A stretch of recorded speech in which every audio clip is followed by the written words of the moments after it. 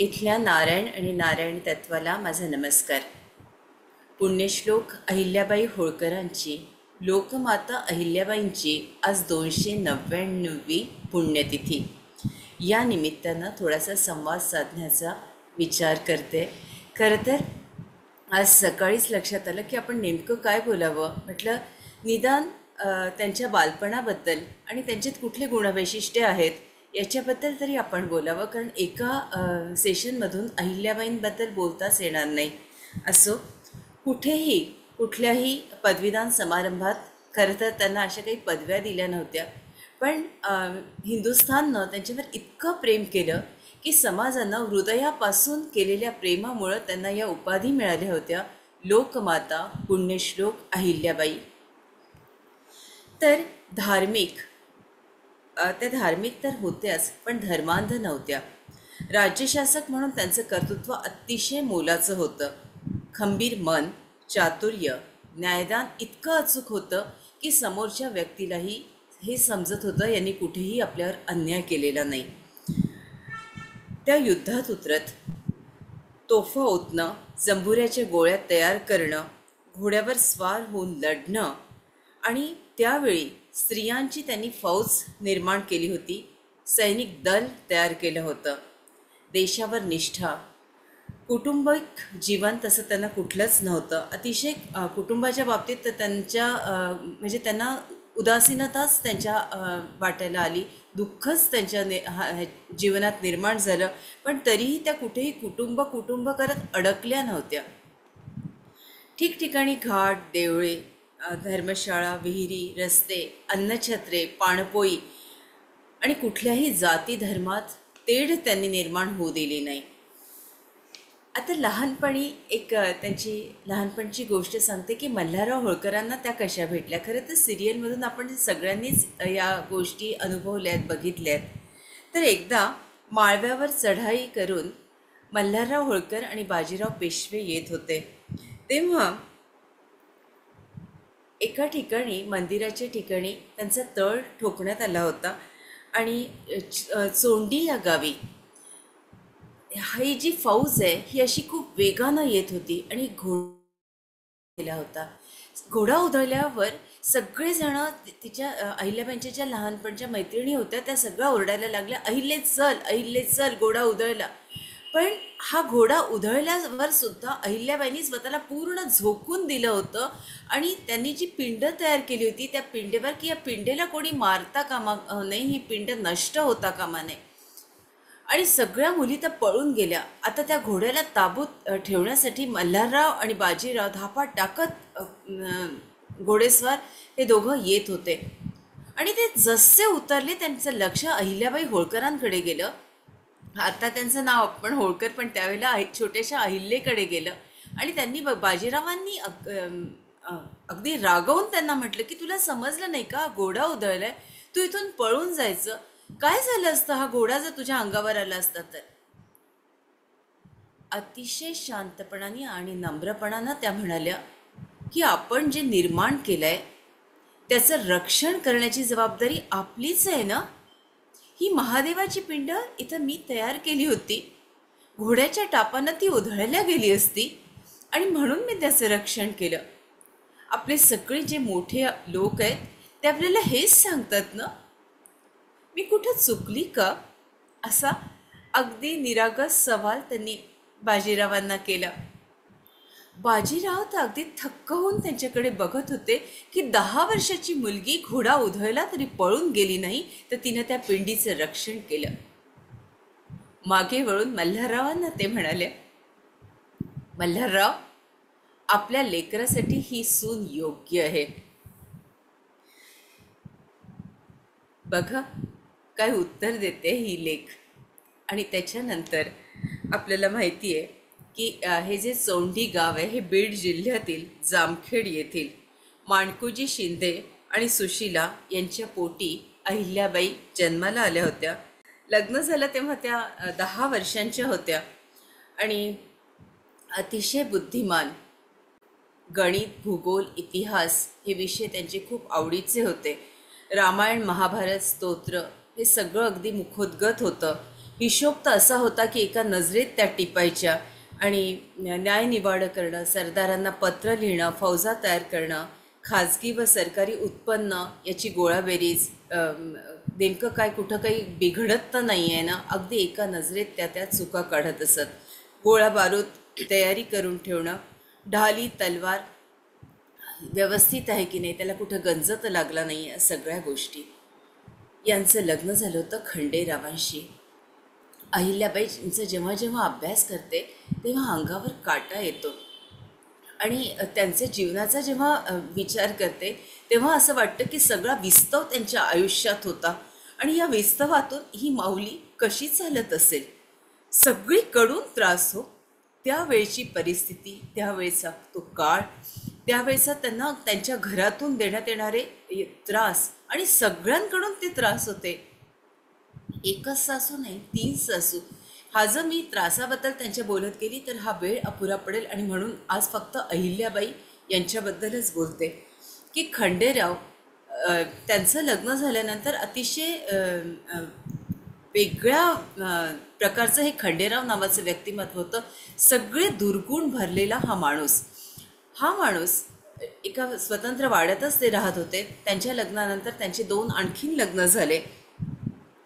1745ला अहिल्याबाईंना मालोजीराव नावाचं पुत्र जन्माला आलं. त्यावेळेला सुद्धा म्हणजे इकडे त्यांनी बाळंतपण त्यांचं झालं, पण बाळंतपण झाल्यानंतर पण माऊलीला कुठंही आराम नव्हता. तिथंही गुप्तचर भागातली माणसं त्यांच्या दरवाजावर जवळ येऊन त्यांना सगळ्या प्रकारच्या बातम्या देणं, माहिती देणं, प्रशासनात कुठं काय चालू आहे, राजकारणात कुठं कुठले निर्णय घ्यायचे. कारण मालोजीराव लहान होते आणि मल्हारराव होळकर तर वेगवेगळ्या लढ्यांवर म्हणजे त्यांचे सासरे वेगवेगळ्या लढायांवर जात होते. इकडे नवऱ्याचे जे प्रकार सुरू होते त्या सगळ्या प्रकारांवर म्हणजे हिंदू संस्कृतीत बघा, नवरा कसाही असला तरी त्याच्या दुर्गुणांवर पांघरून टाकून आपलं कर्तृत्व घडवणाऱ्या आणि कसं घडवावं हा पाठ आपल्याला देणाऱ्या या अहिल्याबाई होळकर आहेत. तर एक तर अशी गोष्ट मी आपल्यापर्यंत मला शेअर करावीशी वाटते की बाजीराव पेशवेनी माऊलीची कशी मदत घेतली. तर बाजीराव पेशवेंना एका अत्यंत महत्त्वाच्या व्यक्तीला काशीपर्यंत पोचवायचं होतं आणि त्यावेळेला त्यांना जाणवलं की ही जी मदत आहे ती फक्त अहिल्याबाईच आपल्याला करू शकतात. तर त्यांनी त्यावेळेला अहिल्याबाईंची मदत केली आणि आज आपण सहज गुगल मॅप टाकतो, इथे जायचे तिथे जायचे, गाडी कशी चालवायची, कुठून लेफ्ट आणि कुठून राईट, कशा पद्धतीने आपल्याला गुगल मॅप मदत करतं. त्यावेळेला अहिल्याबाईंनी एक मोठा असा एका कागदावर चार्ट तयार केला की इथं तुम्हाला जायचं आहे, काशीला जायचं आहे, तर किती नद्या आड येतील, कुठले गावं येतील, कुठले घाट आहे, कुठल्या अधिकाऱ्यांना तुम्हाला भेटायचं आहे, कुठे धर्मशाळा आहेत, या सगळ्या प्रकारची माहिती त्यांनी इत्तंभूत त्या कागदावर काढून दिली. आणि नंतर त्या मॅपच्या मदतीनं अहिल्याबाईंचा तो मॅप होता, त्या नकाशाच्या मदतीनं तो व्यक्ती त्यांनी बरोबर त्या ठिकाणी पोचवला. इतकी महत्त्वाची व्यक्ती होती की ती जर त्याच्या हातात पडली असती तर त्यांना खूप त्यांचा छळ करण्यात आला असता. पण ती जबाबदारी व्यवस्थितपणे जी पेलली ती अहिल्याबाईंनी. मालोराव त्यांचे 3 वर्षाचे झाले आणि त्यांना त्याच्यानंतर मुक्ता नावाची मुलगी आली. त्यांचे नातेसंबंध कसे होते तर अतिशय ताणलेले, म्हणजे त्यांच्या नवऱ्याकडून त्यांना सततच त्रास होत होता. आणि याचं उदाहरण असं आहे की अहिल्याबाईंच्या हातातच सगळी सत्ता हळूहळू मल्हारराव देत होते आणि याचा परिणाम असा झाला की मालेराव आणि मुक्ता लहान असताना हा सगळं राज्यकारभार चालवायचा आणि इकडे खंडेराव तर आपली सत्ता डळमळीत होते आणि काही नसताना म्हणजे कुठलीच त्यांच्यामध्ये क्वालिटी नसताना हा राज्यकारभार मीच चालवीत, याचा राजा मीच होईल, अशा सगळ्या गोष्टी. एक फूल नावाचं कार्ड असतं टेरॉट कार्डमध्ये, तुम्हाला माहिती असेल कोणी टेरॉट शिकलं असेल तर, की तो स्वतःच्याच धुंदीत स्वतःच्याच मस्तीत वागणारा, तसं हे थोडक्यात खंडेराव नावाचं कॅरेक्टर होतं. आणि एकदा तर असं झालं की वर्षभराचा खर्च त्यांना मिळत असे, पण तो 1-1.5 महिन्यातच त्यांनी संपवला आणि पैसे मागायला ते आले. त्यावेळेला अहिल्याबाईंनी सांगितलं की मी तुम्हाला आता देऊ शकत नाही, कारण तेवढाच तुमचा खर्च आहे. आणि मग तो इतके चिडून गेले की मी युवराज आणि मलाही नाही म्हणते, कोण आहे ही अशी. तर त्या रजिस्टर्स होते, जे जी काय म्हणायचं तो तपशील होता, तोच त्यांनी असा भिरकावून दिला आणि अगदी अक्षरशः कचऱ्याच्या ठिकाणी तो भिरकवला. तर त्याचा अहिल्याबाईंना खूप राग आला.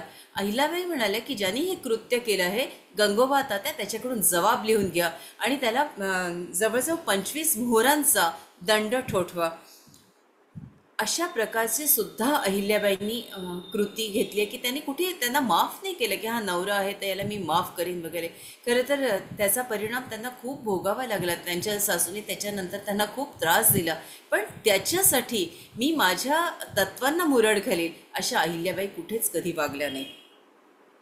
बाजीराव पेशवे यांच्या मृत्यूनंतर जे खर्च करण्यात आले त्या खर्चाच्या डायऱ्या जेव्हा अहिल्याबाईंनी ते अकाउंट्स जेव्हा तपासले, तर तेव्हा त्यांना लक्षात आलं की खाजगी जो सरकारी हा तर खाजगी खर्च आहे आणि हा सरकारी ह्याच्यातून म्हणजे अकाउंटमधून खर्च वजा हे केलं आहे, खर्च केला आहे. त्यांनी गंगोबा तात्यांना लगेच बोलावलं आणि हे सांगितलं की तुम्ही कसं खर्च केला, हा सरकारी नाही आहे, हा खाजगी खर्च आहे आणि मग सरकारच्या ह्याच्यातून तुम्ही कसा म्हणजे वळता केला. त्याच्यावर गंगोबा तात्यांनी त्यांचं काही जे स्पष्टीकरण दिलं बाजीराव पेशवे किती महत्त्वाचे. पण त्यावेळेला अहिल्याबाई म्हणाल्या की कधीही खाजगी याच्यातून खाजगी याच्यावरच पैसा होईल, खर्च होईल. खाजगी याच्यातून तुम्ही सरकारी निधीकडे वळवा, पण सरकारी निधी हा कधीही खाजगी निधीसाठी वापरू नये. अहिल्याबाई होळकरांनी इतकं काम केलंय. छत्रपती शिवाजी महाराज किंवा अहिल्याबाई होळकरांची जेव्हा आपण कारकीर्द अभ्यासतो तर असं वाटतं इतकं बांधकाम 350 किल्ले महाराजांनी उभारले, पण कधीही विदेशी बँकेचं कर्ज घेतलं नाही. आज ठिकठिकाणी आपण बघतो सरकारी अशा पद्धतीनं खर्च करण्यात येतो आणि उधळण्यात येतो. असं तो भाग इथला नाही, म्हणून इथंच थांबते. पण त्यावेळी विधवा दत्तक घेऊ शकते आणि तिच्या इच्छेनं दत्तक विधान होऊ शकतं, हा महत्त्वाचा निर्णय सुद्धा अहिल्याबाईनं दिलेला आहे.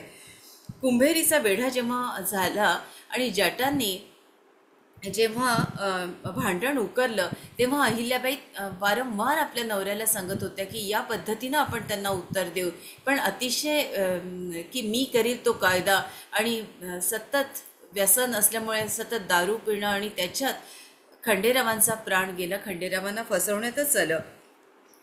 खंडेराव गेल्यानंतर त्यांच्या 9 बायका त्या सगळ्याच सतीचे वस्त्र परिधान त्यांनी केले होते. इकडे अहिल्याबाईंनीही नियमाप्रमाणे, कारण तो रिवाजच होता ना, त्यांनीही सतीचे वस्त्र परिधान केले. मात्र मल्हारराव होळकर खूप शोक करत होते. अहिल्याबाईंना वारंवार याचना करत होते की अहिल्ये, तू असं करू नकोस, हे राज्य तुला सांभाळायचं आहे. अगं माझं पुण्य कमी पडलंय का की मल्हारराव गेल्यानंतर तू सतीचे वस्त्र परिधान करते आणि जाते. त्यावर त्या म्हणाल्या की मी पतिव्रत आहे आणि मी जर सती गेली नाही तर माझ्या धर्माची चेष्टा केल्या जाईल, अपकीर्ती होईल आणि मला ही अपकीर्ती झालेली आवडणार नाही. त्यामुळे मामांची मला तुम्ही सतीचं वस्त्र परिधान करून आता जाऊ द्या. त्याच्यानंतर मल्हारराव आणि गौतमी म्हणजे त्यांची जी सासू आहे ते दोघंही इतकी याचना करत होते की दोघांनीही आपले म्हणजे काय म्हणतो आपण भिक्षा मागतो तसं अहिल्याबाईंना सांगितलं की तू असं करू नको. गौतमीनी तर त्यांना मिठी मारली आणि सांगितलं की हे राज्य आणि या राज्याची माऊली आता तू आहे, तुला हे सगळं सांभाळायचं आहे. पोरी, हे तुझ्या मदतीनं मी नावारूपाला आणलंय ग, आणि जे घडवायचं आहे ते प्राणपणानं रक्षावं असं तूच म्हटलं होतंस, हे तुला आठवतं. गौतमीबाई तर तिला पुन्हा पुन्हा म्हणत होत्या, अहिल्याबाई तुम्ही माय आहात, मायेसारखं वागा. तुम्ही या प्रजेची आई आहे आणि आईचं कर्तव्य आहे की या प्रजेची रक्षण करणं. तर त्याच्यामुळे अहिल्याबाईंनी त्या क्षणी ठरवलं की ठीक आहे, माझे जे सासरे मला आज सांगतात आहे की तुला हे तुझं कर्तव्य आहे, तर मला आज ही जी प्रथा आहे ही झुगारून माझे सासरे सांगतात त्याप्रमाणे वागायलाच हवे, तोच निर्णय घ्यायला हवं. आणि अहिल्याबाईंनी सगळे अलंकार काढले, एका कापडात ते बांधले. जिथे सीता भडकली होती तिथं त्यांनी ते नेऊन ठेवले. सगळ्या आपल्या ज्या हे होत्या की 9 त्या राण्या होत्या त्या उभ्या होत्या, त्यांना सगळ्यांना अगदी नमस्कार केला आणि नंतर हा ही शपथ घेतली की हे जे होतं आजचं माझं जीवन, जे रंग, जे उपभोग, हे अलंकार, हे मी सगळे तुमच्या चरणावर ठेवते आणि यानंतरचं जे माझं जीवन आहे ते या प्रजेसाठी असेल. प्रत्येक श्वास अगदी शेवटच्या क्षणापर्यंत मी या प्रजेसाठी घेईल. आणि अहिल्याबाईंचं त्याच्यानंतरचं जीवन संपूर्णपणे बदललं. मला खूप कठीण जातं आहे अहिल्याबाई होळकरांवर बोलायला, त्याच्यामुळे मी इथेच रजा मागते. क्षमा करा, मी खूप कधी कधी इमोशनल होते बोलताना. असं वाटतं अहिल्याबाई पूर्णपणे बोलायच्या, त्याच्यासाठी खरंच खूप स्वतःवर नियंत्रण ठेवणं आवश्यक आहे. मी नक्की प्रयत्न करेन. असो, आपण ध्यानाकडे वळूया मास्टर्स. सगळ्यांना विनंती करते आपले चष्मे बाजूला काढून ठेवावे आणि ध्यानाला बसावं.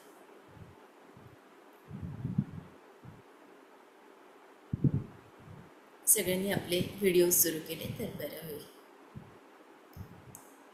एकदम शांत व्हा मास्टर्स, एकदम शांत.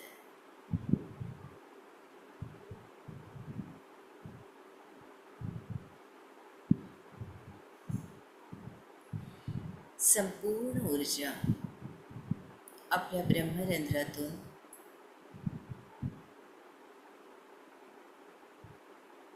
शरीरभर पसरलेली आहे.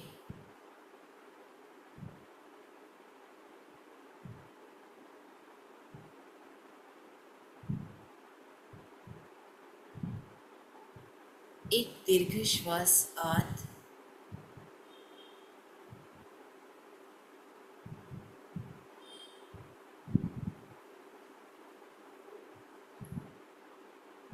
आणि एक श्वास बाहेर.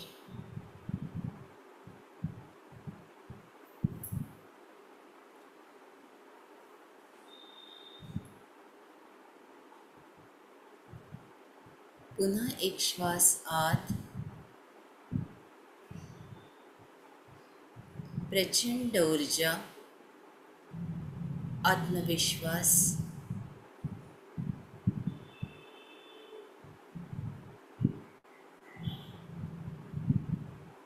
आपल्याला मिळतोय.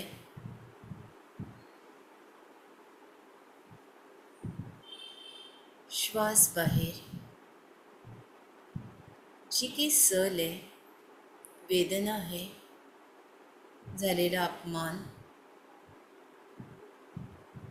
निघून गेलेला आहे. मास्टर्स, संपूर्ण लक्ष आपल्या स्पाईनवर द्यावं.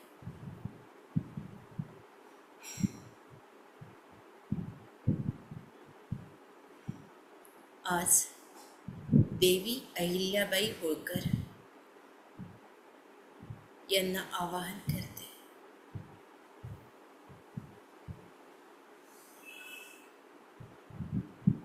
महादेव आणि महादेवी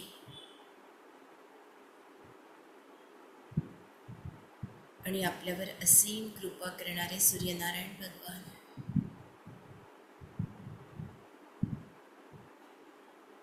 संपूर्ण लक्ष स्पाईनवर द्या. मास्टर्स, या क्षणी सूर्याच्या प्रत्येक किरणांबरोबर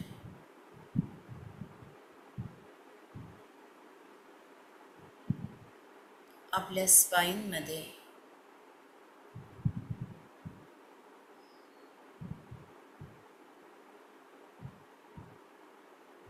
ही ऊर्जा संपूर्ण पाठीच्या कण्यांमध्ये उसते.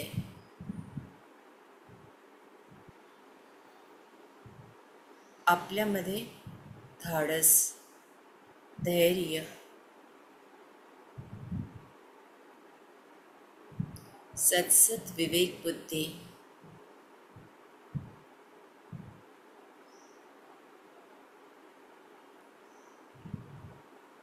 या सगळ्या गोष्टी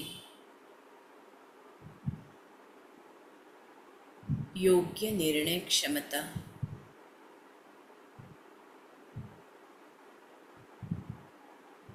खंबीरपणा,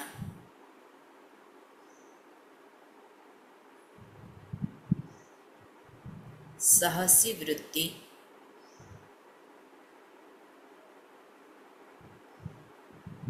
परमेश्वरावर निष्ठा,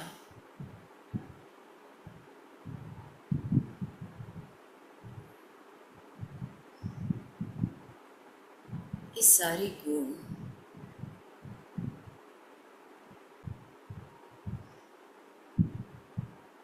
आपोआप ॲक्टिवेट होतात आहे मास्टर्स. हे गुण जरी आपल्यात असले तरी आपल्याला विसर पडतो.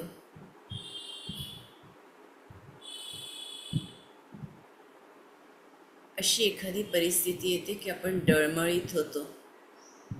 मी करू शकेन की नाही, होऊ शकेल की नाही, माझं वय झालं आहे, जमेल की नाही.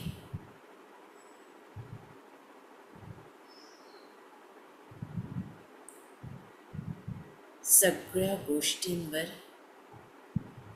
उत्तर असतं, मला सगळं येतं, जमतं.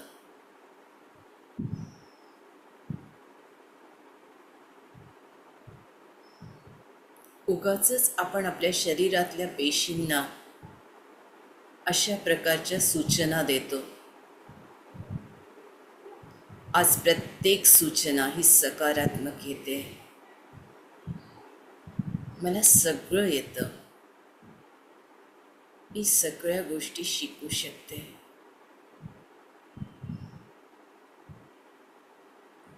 मला यश मिळते.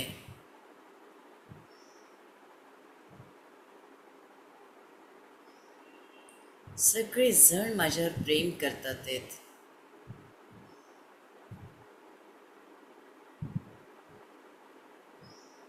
मास्टर्स, तुम्हाला जाणवत असेल आपल्या स्पाईनमधून प्रचंड सूर्याची ऊर्जा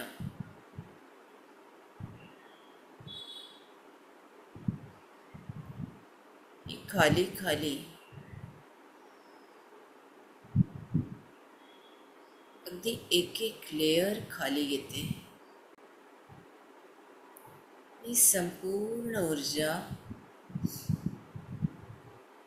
फील करा मास्टर्स. अगदी ब्रह्मरंध्रातून मेंदू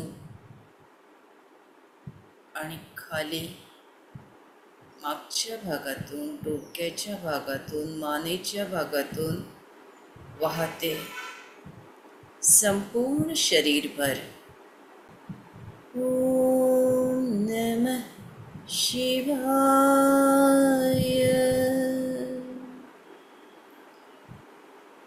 ओम नमः शिवाय.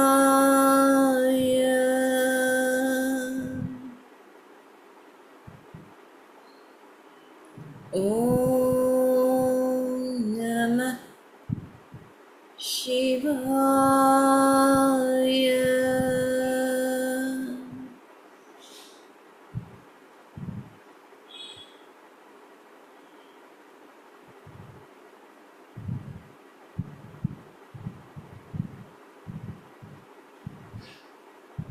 प्रचंड आत्मविश्वास आपल्या धमन्या धमन्यातून, पेशी पेशीतून वाहतोय मास्टर्स.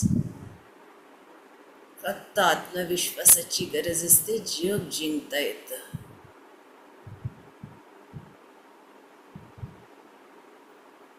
महादेव आणि महादेवीची कृपा आपल्यावर होते.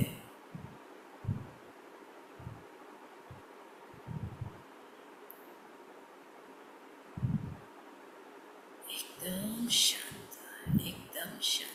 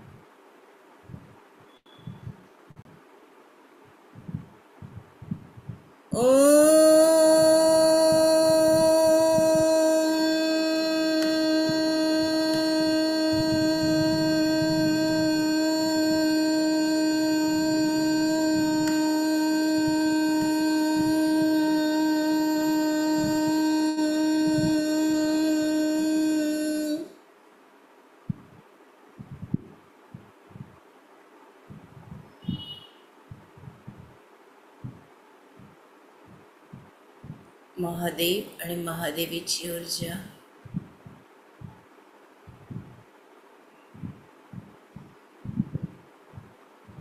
त्यांचे आशीर्वाद,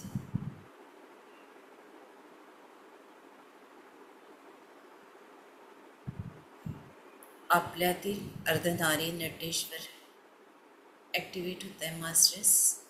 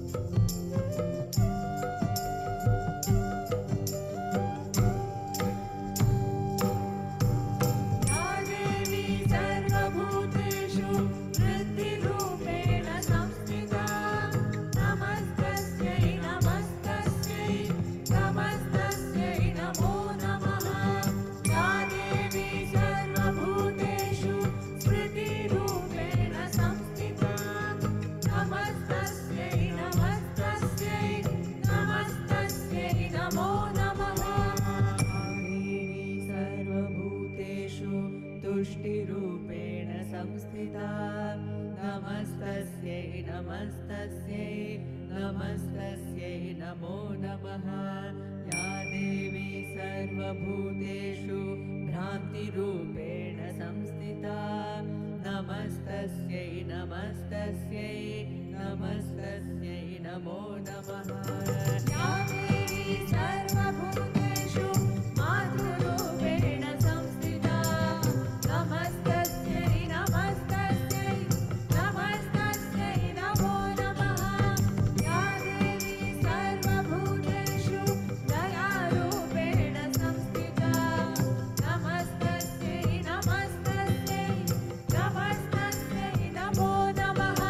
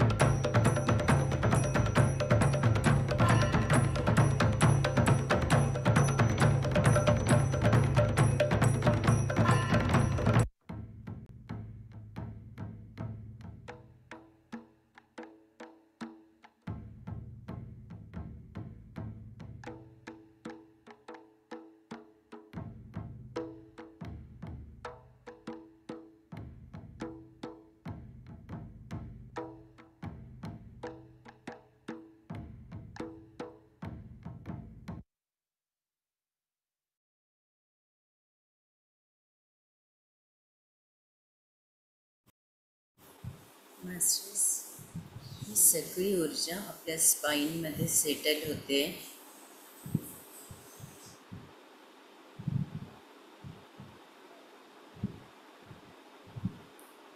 पूर्णपणे तिला स्थिर होऊ द्या.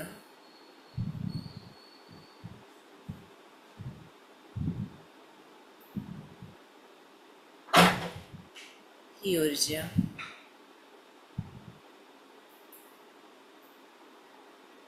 आपल्या हृदयात स्थिर होते.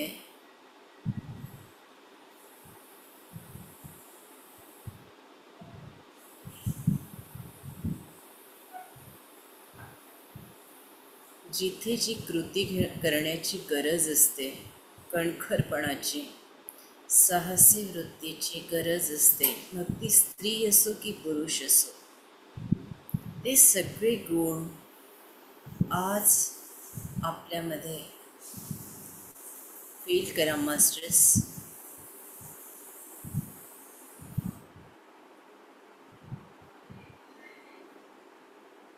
अहिल्याबाई हे साक्षात दुर्गा मातेचं रूप आपल्यातील नारायण आणि नारायणी तत्व ॲक्टिवेट झालेलं आहे.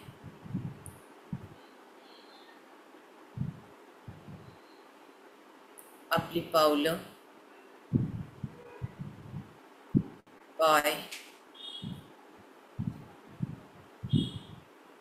मणिपूर चक्र,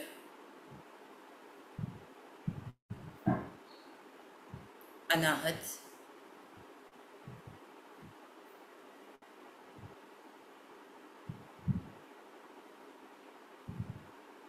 स्पाइन,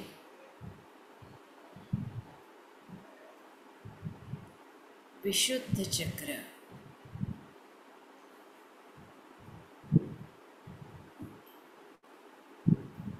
आज्ञा आणि सहस्रार.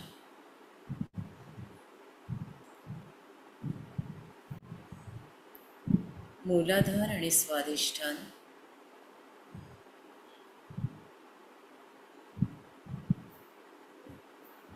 याच्या वरील थोडी स्पंदनं बघा मास्टर्स. जी स्पंदनं आपली सहस्रारावर आहेत तीच खाली पण आहेत.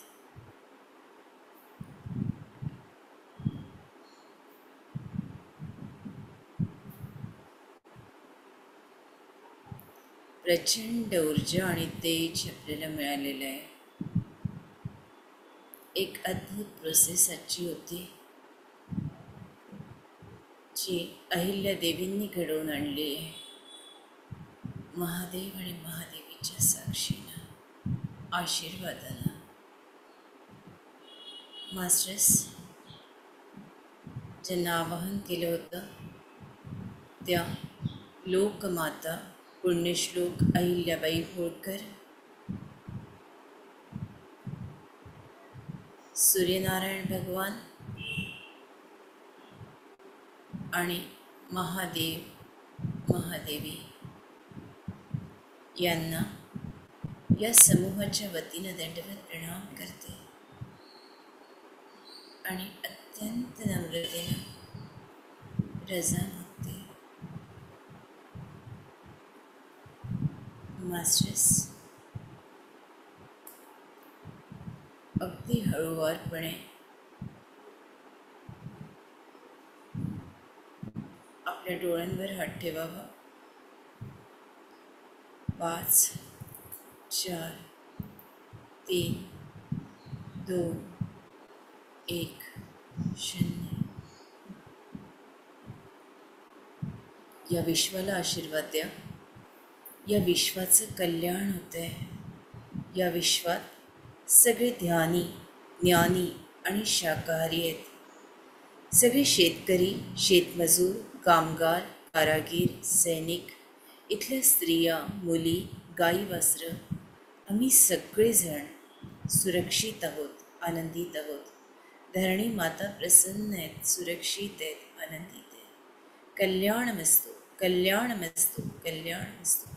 तथास्तु तथास्तु तथास्तु. एक 5 मिनिट थांबते. आपल्याला बोलायचं असेल तर आपण कृपा करून हँड रेस करावा. आवाज आपल्यापर्यंत बरोबर पोचला ना? Thank you very much. अनुपमाताई बोलू. ताई, फक्त शाळेमध्ये धडा होता अहिल्याबाई होळकर, पण एवढ्या तुम्ही खूप सुंदर गोष्टी रूपात इतकं छान सांगितलं. काल तुलसीदास, अहिल्याबाई होळकर, कितीतरी माहिती ज्ञानात भर पडते ताई. अतिशय सुंदर. म्हणजे जसं आपण म्हणतो 10,000 एखादा वक्ता असतो, तशा तुम्ही आहात. खूप गोडी लावता सर्व विषय. खूप छान झालं. प्रणाम. राधिकाताई बोलू. आत्मवंदनताई आत्मवंदनताई खूप छान सांगितलं आज आणि ऊर्जा पण भरपूर होती आणि माझी आज खूप ऊर्जा होती आणि खूप सुंदर असं म्हणते आज दिन आज खरंच अजून माझे स्पंदन आहेत म्हणजे माझ्या ह्याच्यामध्ये हातामध्ये पायामध्ये केतन असं जसं काही उडतंय असं वाटतंय मला. इतकं छान आज खूपच छान हे झालं आणि माझी मांजर ना इथं बसली माझ्याजवळ की म्हणजे मला पण बरं नाही तर ती पण तिला पण थोडस ना पायाला लागले ना तर ती बसून राहिली माझ्याजवळ. ती पण कसं काय ध्यानाला बसलीये. मास्टर्स उषा मनोज चौधरी या थोडं किडनीचं त्यांना प्रॉब्लेम आहे. तर मी सगळ्यांना विनंती करते की आपल्या गुरूंना समोर ठेवावं आणि त्याच्यासाठी प्रार्थना करावी. 1-2 मिनिट फक्त. उषा मनोज चौधरी.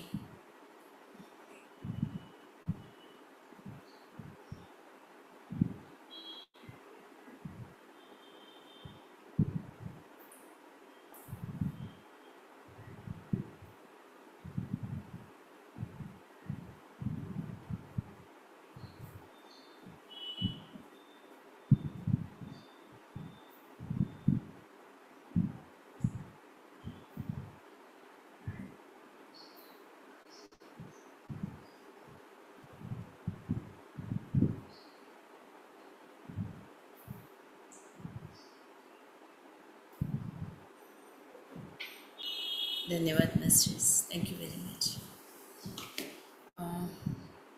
ताई आज खूप ऊर्जा जाणवते. बोलायची इच्छा होत नाही. आज चालेल. Thank you very much. जय श्रीराम. मी निरोप घेते. थँक्यू.